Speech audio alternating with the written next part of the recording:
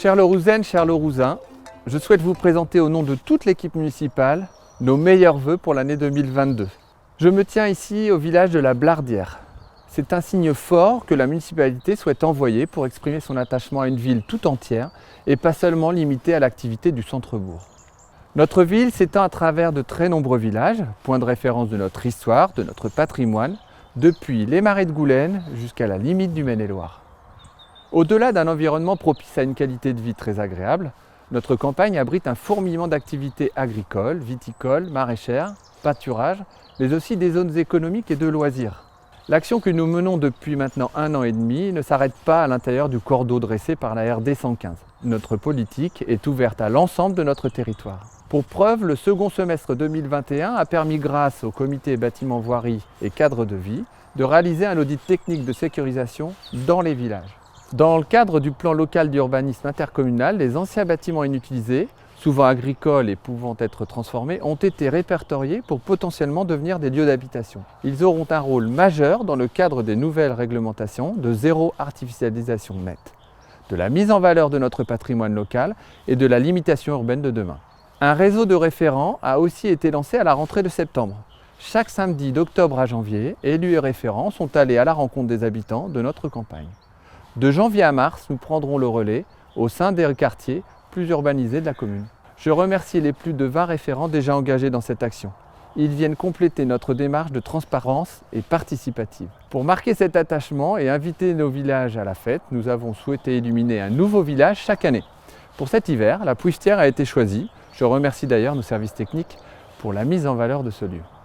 J'évoquais les référents de quartier et villages. C'est l'une des réussites de notre ambition.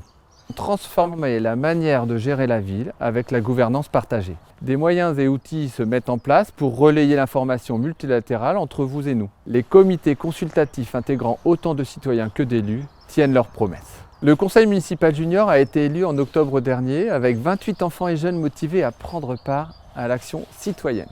Et je leur dis encore bravo pour leur engagement. Grâce à tous les Lerouxains engagés, nous avons pu poser les jalons d'un cap politique qui repose sur la responsabilité sociale et environnementale.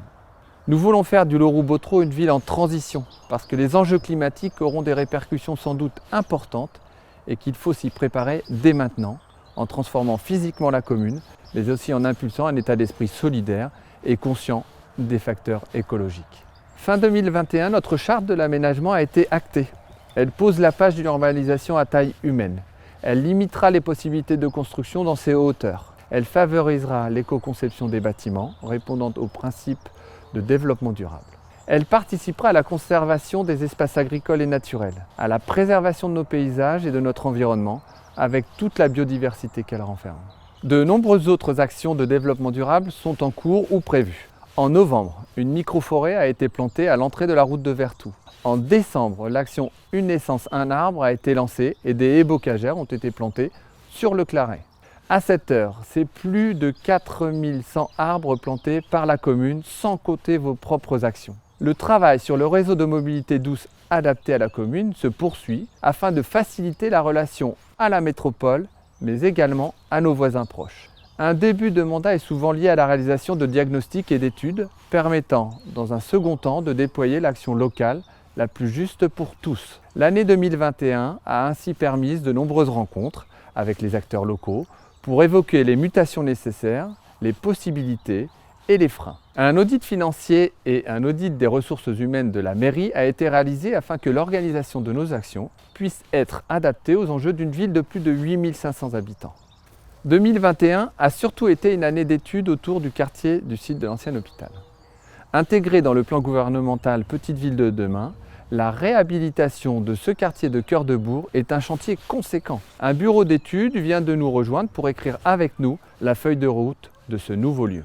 Des instances citoyennes et techniques sont en place. D'ici la fin 2022, nous devrions avoir une visibilité plus nette de ce que sera ce nouveau quartier. Nous en connaissons déjà les grandes orientations puisque c'est vous qui nous avez ouvert la voie lors des consultations de 2021. Les espaces verts, la culture et la convivialité seront de mise, tout comme la mixité intergénérationnelle avec la résidence autonomie et la micro-crèche qui sont déjà prévues. La culture sera déjà au rendez-vous dès la fin du printemps prochain pour un festival artistique de grande ampleur qui débordera sur l'ensemble de la communauté de communes.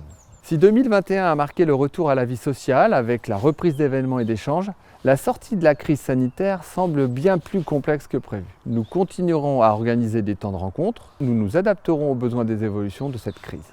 Quoi qu'il en soit, je vous invite à redoubler de vigilance, à vous vacciner et à continuer les gestes barrières. Cela ne freinera pas notre action. 2022 fera un pas de plus vers la concrétisation de nos projets pour le bien vivre ensemble au Loro-Botero.